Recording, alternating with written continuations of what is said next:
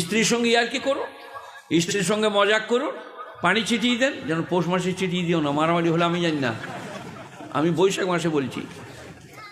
স্ত্রীকে ভালোবাসলে নেকি লেখা হবে, নেক সন্তান জন্মাবে। আই লাভ ইউ, ভালো আছো, এক কাপ চা করে নিয়ে এসো, তুমি একটু খাও আমি একটু খাই, একটা ডিম সিদ্ধ করে নিয়ে এসো, হাফ হাফ খাই, নেক সন্তান জন্মাবে, ঘরটা জান্নাত হয়ে যাবে।